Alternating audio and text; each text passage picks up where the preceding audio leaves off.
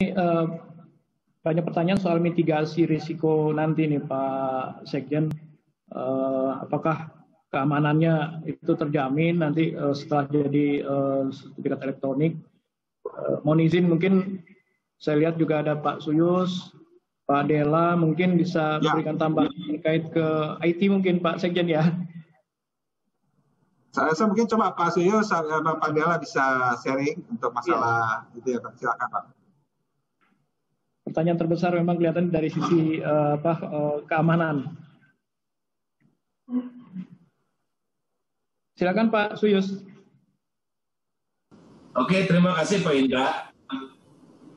Halo? Iya, suaranya bagus Pak. Terima kasih Pak Indra, Pak Sekjen. Kaitannya dengan apa? Dengan jelas suara saya nggak Pak Indra? Jelas Pak Suyus. Kaitan dengan ini, dengan apa? Sertifikat elektronik dan PTSL ini harusnya dua hal yang saling melengkapi gitu ya. Bapak bayangkan sekarang itu dengan layanan sertifikat manual, teman-teman di BPN untuk menandatangani sertifikat itu bisa 6 atau 7 kali tanda tangan untuk satu buah sertifikat. Ini dikalikan dengan nanti jutaan sertifikat yang harus kita keluarkan. Nah sebetulnya konsep ini menjadi sangat relevan sekali dengan produk-produk yang harus dikeluarkan dalam jumlah yang banyak gitu ya. Jadi ini yang menjadi pemikiran kita kalau kaitannya dengan PTSL. Memang kita menjadi pertimbangan lain adalah kesiapan lokasi atau masyarakat kaitannya dengan format-format layanan sertifikat dalam bentuk elektronik. Makanya ini kita akan lakukan dulu untuk layanan elektronik itu akan dilakukan secara bertahap di daerah-daerah yang memang secara infrastruktur sudah siap. Misalnya yang mungkin prioritas pertama kita untuk layanan ini di Jakarta dan di Surabaya. Banyak pertanyaan kaitannya dengan dengan layanan elektronik ini. Misalnya bagaimana tadi Bapak bilang mengenai security-nya gitu ya. Jadi kita sudah menyiapkan beberapa security dan sebetulnya untuk layanan elektronik ini tadi sudah dijelaskan oleh Pak Sekjen dan Pak Menteri bahwa kita sudah mengeluarkan sekitar 400.000 atau 500.000 untuk sertifikat elektronik hak tanggungan. Jadi kalau Bapak pinjam ke bank. Tetapi Pak, sebentar saya break dulu ya, telepon sebentar aja 5 menit.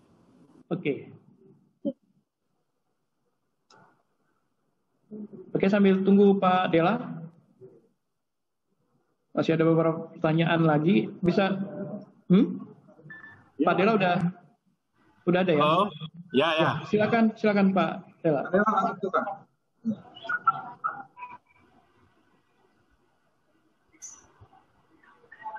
Halo, Dra. Silakan Pak Dela. Silakan Pak.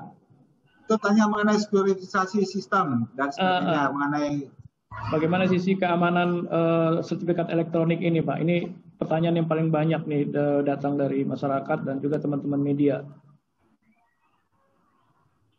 Ya, baik Pak. Terima kasih Pak Sekjen, terima kasih Bapak-Bapak semua. Jadi begini, sistem keamanan kita itu sudah kita pikirkan supaya teknologi yang kita pakai itu sesuai dengan persyaratan teknologi dalam industri, Pak. Ya, jadi seperti kita mau melakukan antara lain ya, yang dalam jangka pendek misalnya seperti sertifikat elektronik, kita itu juga mau mengembangkan di data center kita itu untuk juga kita mendapat sertifikat ISO 27001 misalnya ya. Jadi pengamanan data, assessment terhadap data, network data, jaringan dan lain-lain itu kita targetkan kita sertifikasi secara internasional ya. Jadi apabila kita mendapat sertifikasi itu, maka kita itu berarti beroperasi dalam standar industri yang sudah terbukti bahwa secara pengamanan itu diakuin oleh industri itu sendiri, Pak ya. Nah, jadi itulah yang kita lakukan. Jadi kalau misalnya orang Halo, Ya. misalnya kalau orang berpikir, wah nanti nomor saya misalnya dirubah, nggak bisa. Karena kan dia ada recordnya, ada audit trailnya, siapa yang masuk ke dalam itu, siapa yang merubah dari IP berapa. Dan kalau orang yang tidak punya kepentingan pasti diblokir oleh sistem sendiri begitu. Gitu. Ya. Jadi itu yang sudah kita pikirkan ya. Tapi yang paling penting kita akan menargetkan supaya kita mensertifikasi diri dengan ISO 27001 antara lain ya Pak ya, untuk keamanan data. Begitu kira-kira Pak Sekjen dari saya. Mungkin pernah ada standar dari luar negeri yang pernah pakai teknologi ini Pak Dela? Oh ya, kita juga bekerja sama dengan ini Pak, dengan berbagai ini ya lembaga internasional juga, antara World Bank. Juga dalam proses transformasi digital itu kita bekerja sama dengan Melbourne University dari Australia. Jadi mereka juga share tentang experience mereka yang mereka lakukan, misalnya seperti di Australia, di New Zealand, di Korea juga memakai hal yang sama. Jadi kita juga belajar, kita membenahi. Karena begini, nanti kan teknologi yang mau kita pakai itu kita mau berubah dari konsep data warehouse itu menjadi big data. Kan data pertanahan itu mau kita benerin, kita mau supaya dia menjadi sebuah informasi yang punya nilai ekonomis, yang punya nilai komersial ya. Jadi kita ke depan itu data itu akan menjadi basic pengelolaan yang sangat sangat strategis bagi kita, karena makanya konsepnya kita mau ke big data. Nah kalau big data kan kita bisa tidak hanya bisa membuat berbagai informasi yang punya nilai ekonomis. Misalnya begini, Bapak mau lihat berapa kali sih kenaikan tanah di daerah tertentu. Nah itu bisa kita hadirkan di informasi pertanahan semacam itu. Nah, itu tentu saja harus memakai teknologi big data. Nah, kalau orang memakai teknologi big data, maka seperti kelaziman industri sekarang, itu pasti kita akan memakai security seperti blockchain, misalnya ya Pak, dan lain. Jadi perubahan-perubahan data itu nggak bisa dilakukan oleh seseorang, karena dia harus dimonitor oleh noding-noding yang nanti harus mengupload semua perubahan. Itu antara lain dari segi security. Jadi kita juga bekerja sama dengan luar juga. Oke, ini pasti sudah diuji cobakan Pak Dela ya? Oh udah Pak ya. Yang kita lakukan sekarang ya kita siapkan. Antisipasi hacker, crime itu semua sudah mitigasi ya? Iya ya Pak. Kita juga lokal kan kita bekerja dengan BSSN juga Pak untuk cryptingnya kan gitu. Jadi kita juga bekerja sama sangat erat dengan teman-teman di BSSN untuk keamanan cybernya. Iya, Pak Dela, ini agak teknis juga. Artinya data sertifikat kita yang nanti ada di big data tadi itu tidak bisa dibuka atau diakses oleh orang lain kan? Ya, jadi begini Pak. Nanti kan kita pikir semua orang seperti jadi gini nih, analoginya ya Pak ya. Ya, betul. Informasi pertanahan itu kalau dia sudah modern, dia itu seperti Bapak mempunyai ATM. Jadi hanya Bapak sendiri yang tahu nomor ATM-nya, karena Bapak mau tarik uang harus pakai PIN kan, ya kan, nggak bisa Bapak orang lain misalnya tiba-tiba saya mau ngecek tanahnya Pak Indra gitu, saya ngecek Pak Indra punya tanah di mana aja, nggak bisa gitu, nggak bisa. Yang hanya bisa orang itu adalah informasi yang sifatnya umum Pak. Ya jadi misalnya saya mau lihat perusahaan properti mungkin tadi Pak kasih mengenai kemudahan buat berusaha kan, misalnya perusahaan seperti mau bikin apartemen di salah satu daerah katakan di Bekasi. Nah dia mau lihat tuh tanah di sekitar itu tuh berapa sih kenaikan nilai ekonomisnya begitu ya. Itu satu bisa dia lihat dari situ, misalnya di situ tuh rata-rata tanah itu berapa orang punya rumah di daerah situ, rata-rata tanahnya berapa meter persegi. Ya kan rata-rata traffic sertifikat orang berjual di sini itu seberapa tinggi dan lain-lain. Nah, informasi semacam itu bisa kita monetize. Tapi kalau orang mau ngecek tanahnya Pak Indra ada di mana aja, saya ketik nama Pak Indra Utama itu bisa. Itu sebagian kekhawatiran juga itu Pak. Iya itu dia. Jadi kan itu karena itu kan sifatnya privacy Pak. Jadi kecuali Bapak ngasih nomor login Bapak, nomor password Bapak ke orang lain, itu pun teknologi bisa nanti kita mau supaya itu bisa di-trace juga. Itu kenapa kita mau pakai juga teknologi untuk men-trace hal-hal yang tarik ke irregularities ya dalam assessment informasi itu kita pikirkan, karena itu Pak Menteri sangat concern Pak ya dengan hal-hal semacam itu. Maka kita juga bekerja sama dengan teman-teman dari World Bank, dari Melbourne Uni ya, yang untuk melihat seperti apa sih kelaziman di luar negeri situ, sehingga kita bisa manage itu dengan benar dan dari segi security itu tercover dengan baik. Begitu Pak Indra. Ya Pak Deran, sedikit lagi teknis. Jam 3 mesti ini Pak Indra. Gitu. Siapa Sekjen, mungkin ada 2 pertanyaan lagi, mungkin Pak Sekjen bisa bantu menjawab. Tapi saya agak ke teknis sedikit ini, Pak Dela, kebetulan ada. Itu pasti di perbankan udah nggak perlu lagi ruangan ini ya, ruangan untuk menyimpan sertifikat Pak Dela ya.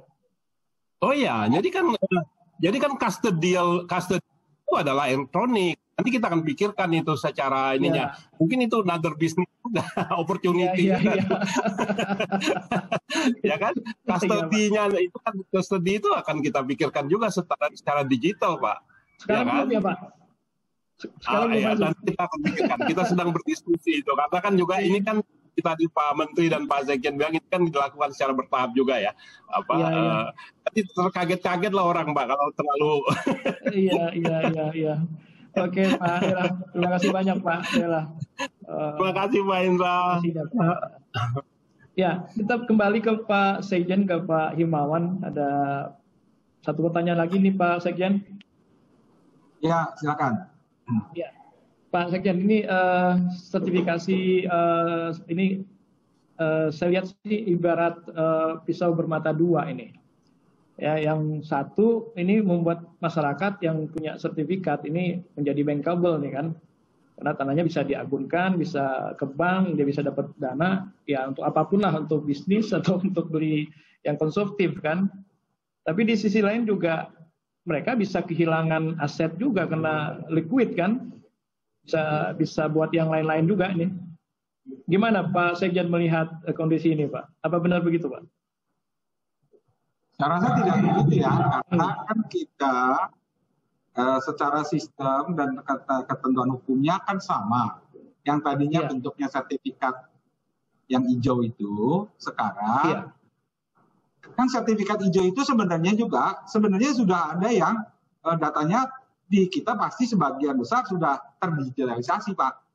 Jadi memang cuma produknya aja belum kita keluarkan sertifikat elektronik, kan begitu. Jadi tidak berarti malah jadi seolah-olah akan jadi malah hilang karena itu sifatnya virtual dan sebagainya. Tidak. Secara ketentuannya itu semua proses itu juga yang buku tanah ataupun sertifikat tersebut itu semua sudah kita lakukan sekarang secara bertahap. Jadi kalaupun sekarang sertifikatnya masih bentuknya ada, tapi semua kan ditransaksikan yang ada di komputer kita tuh tidak lihat itunya. Semua itu kita catat memang di buku tanahnya. Tapi di dalam buku tanah digital itu sudah terupdate Pak. Jadi itu nggak ada masalah Pak. Gitu. Jadi yang tadinya orang pegang uang, sekarang kan pegang cukup transfer aja, pakai mobile phone atau apa itu sebenarnya begitulah. Gitu. Jadi sebenarnya sama, hanya tadi bentuknya yang kita rubah kan gitu. Tapi ini masih panjang, Pak. Jadi masyarakat tidak perlu khawatir. Kita masih melakukan tadi, menguji dulu seluruh data-data dan lokasi mana yang paling siap dan instansi mana yang jadi isu mengenai penarikan itu tidak benar. Jadi tidak benar, itu yang harus penarikan, tapi artinya itu penggantian pada saat telah siap. Iya. Ya ini mungkin informasi yang sangat penting ya, tidak ada penarikan besar-besaran untuk sertifikat tidak ada. Dipegang oleh. Dan itu nanti akan saya bikin edarannya ke seluruh kepala kantor bahwa tidak akan ada, dan masyarakat juga tidak perlu khawatir karena itu memang ujungnya nanti kalau sudah ada nggak mungkin ada 2 sertifikat kan Pak, gitu aja. Oke. Pak Sekjen, kebetulan ada Pak Virgo ya. Kapus Datin, mungkin juga bisa menambahkan Pak Virgo, silakan Pak, langsung. Berhubung Pak Sekjen sampai jam. Saya pikir tadi Pak Dela sudah menjelaskan cukup baik untuk masalah teknisnya ya. Jadi ada Pak. Kedengeran Pak. Silakan Pak. Ya Pak Dela tadi sudah menjelaskan secara rapat virtual ini Pak jadinya. Jadi Pak Dela tadi sudah menjelaskan secara teknis. Saya pikir saya cuma mau menambahkan bahwa sertifikat elektronik ini cuma perbedaan bentuk aja, perbedaan media lah mungkin supaya nggak terlalu bombastis seolah-olah bahwa kita sekarang emang. Suaranya nggak keluar Pak Firko. Halo? Iya. Kedengeran Pak? Kedengaran di sini Pak Firko. Oke. Jadi ini sebetulnya cuma masyarakat yang tadinya memegang sertifikat kertas sekarang berubah jadi sertifikat elektronik. Tujuannya apa? Tujuannya supaya lebih aman, lebih efisien, mudah penyimpanannya, nggak takut kebakaran, nggak takut dipalsukan dan lain-lain. Soal tadi keamanan kita sudah meningkatkan beberapa keamanan, bahkan di dokumen sertifikatnya sendiri ada keamanan QR code, ada keamanan hashtag, ada keamanan tanda tangan elektronik yang dijamin BSSN dan lain sebagainya. Dan Pak Indra, bisa saya sampaikan bahwa ini bukan yang pertama kita mengeluarkan sertifikat elektronik. Memang untuk sertifikat tanah, ini yang pertama elektronik. Tapi kita sudah dari September 2019, kita juga sudah mengeluarkan sertifikat elektronik. Namanya sertifikat hak tanggungan elektronik. Ya, di mana beneficiary-nya adalah bank. Dan itu sama persis gitu. Dulu bank pakai sertifikat hak tanggungan yang bentuknya kertas, udah kita rubah jadi elektronik. Dan dengan pengalaman setahun setengah ini kita confident, sekarang kita mulai mengekskalasi ini ke sertifikat hak atas tanah. Gitu Pak, terima kasih. Pak Firko, saya pertanyaan terakhir mungkin ini Dipan. Ini data sertifikat elektronik ini nanti di mana base-nya Pak? Disimpannya di mana Pak Firko? Oke. Disimpannya di data center. Cuma saya nggak bisa kasih tahu data center saya ada di mana, Pak. Oke. Iya, betul, Pak. Jadi kita punya data center dan kita punya disaster recovery center. Jadi kita udah redundant. Cuma saya nggak bisa kasih tahu ada di mana gitu, Pak. Iya, Pak. Itu sama aja ngasih tahu di mana kas kita, Pak. Iya. Oke, Pak Firko. Cukup jelas, Pak. Pak Dela, ini jam 3 Pak Sekjen juga udah ada acara lagi. Ya, kita cukupkan sampai di sini. Sebenarnya masih banyak pertanyaan dari teman-teman, tapi yang masih penasaran mungkin bisa tetap mengirimkan pertanyaan melalui chat. Nanti kita akan teruskan ke Pak Sekjen atau teman-teman di Kementerian ATR BPN. Ya, terutama teman-teman PWI yang dari luar kota ini. Oke. Bapak hadirin, Ibu semua, teman-teman pers yang berbahagia, alhamdulillah ya, kita cukupkan sampai di sini ya. Seluruh rangkaian sesi webinar ini, paparan pertama tadi dari Pak Menteri, Pak Sekjen, kemudian juga tambahan dari beberapa teman-teman, Pak Dela tadi, Pak Firgo juga mengenai sisi keamanan, dan ini sudah kita lalui dengan baik. Atas nama teman-teman panitia Hari Pers Nasional, teman-teman PWI, kami ucapkan terima kasih kepada Pak Sofyan Jalil, Menteri ATR BPN, dan kepada narasumber kita yang luar biasa hari ini, Pak Sekjen, Pak Imawan Arif, kemudian dari teman-teman yang juga tadi sempat menambahkan beberapa penjelasan yang sangat-sangat penting ya. Dan juga terima kasih kepada audiens yang menyimak nih sampai nggak bergeming dari 296, lumayan ini sangat antusias ya. Kita beri aplaus dulu semua nih buat peserta kita. Alhamdulillah, mudah-mudahan program yang akan dijalankan oleh teman-teman ATR BPN bisa berjalan dengan lancar. Kelihatannya ini minta foto bersama ini audiens nih. Bisa dibuka nggak host atau admin? Kita buka dulu semua videonya untuk bisa foto bersama.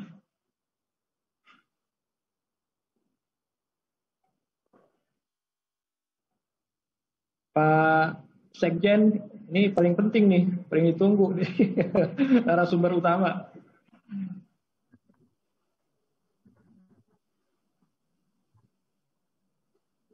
Ya. Oke, Pak Sekjen.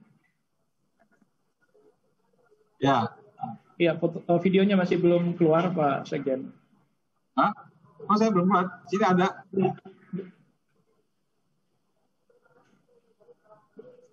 Belum buat. Belum Pak Sekjen. Lucu ya. Di sini saya ada. Sudah keluar Pak, sudah keluar. Di Sudah keluar sini ya? sudah keluar. Oke. Udah ya. Oke, silakan fotografer virtual kita bisa memulai untuk mengambil foto.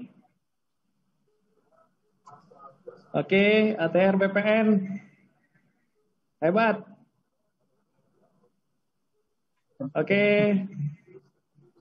Demikian Bapak Ibu. Akhirnya saya Indra Utama atas nama teman-teman pamit undur. Terima kasih atas perhatian Anda. Sampai jumpa lagi. Assalamualaikum warahmatullahi wabarakatuh. Salam sehat semua. Assalamualaikum warahmatullahi wabarakatuh. Waalaikumsalam warahmatullahi wabarakatuh. Waalaikumsalam wabarakatuh. Oras dari Medan. Salam sehat dari mana Papua Barat.